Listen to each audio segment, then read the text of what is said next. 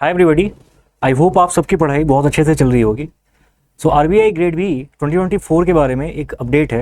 अगर आप इसके साइट पे जाओ आरबीआई के, तो वहाँ पे टेंडर कॉलम में आपको दिखाई देगा कि आज के डेट में एक यहाँ पे टेंडर आई है। और इस नोटिफिकेशन में मैं आपको इसकी डिटेल्स बता देता हूँ जितना रिक्वायर्ड है। तो आप पहले देख लो। सबसे पहले यहाँ पे एग्ज़ाम का नाम भी लिखा हुआ है, राइट। आप देख सकते हो यहाँ पे ग्रेड बी DR, ठीक है, जिसमें जनरल स्ट्रीम और सारे यहाँ पे इंक्लूडेड हैं, क्योंकि इनके फॉर्म्स यूजुअली साथ में ही आते हैं। न्यूज़पेपर के यहाँ पे नेम्स दे रखे हैं।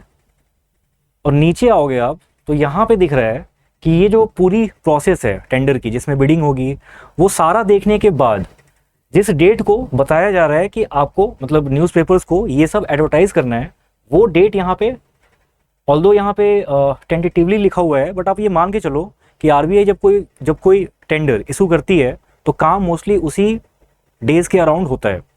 तो अगर हम ये एज्यूम करें कि 18th को हर न्यूज़पेपर में जिनके कि नाम यहाँ पे दे रखे हैं, अगर उसमें ये पब्लिश होता है तो मतलब जुलाई 18th को मान के चलो कि नोटिफिकेशन का डेट होगा, और नेक्स्ट डे उसके next day form filling start हो सकती है।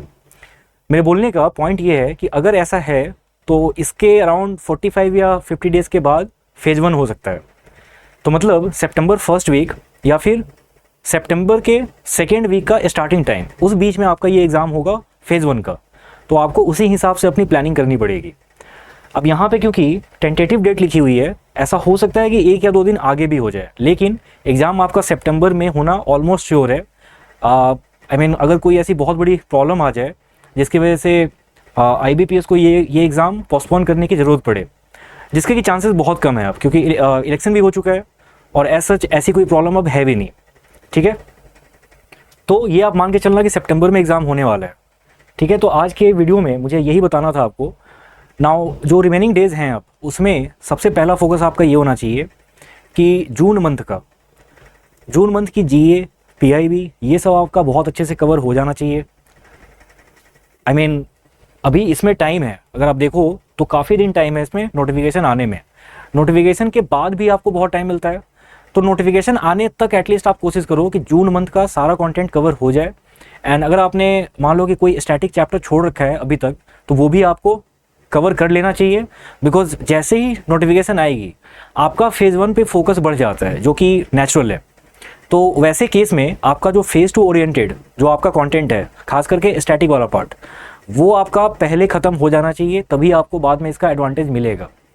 तो कोशिश करना कि जो रिमेनिंग डेज़ हैं उसमें static part and June month की PIB और फिर मई मंथ की आप जितना बैक जा सको उसको।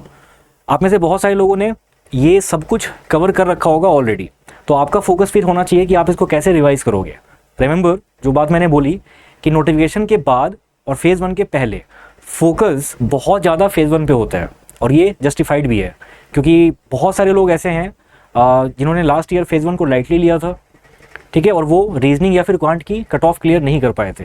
इस बार वैसा कुछ ना हो, इसके लिए बहुत ज़रूरी है कि आपको अच्छे से टाइम देना पड़ेगा QRE पे, ठीक है। तो आज के वीडियो में इतना ही।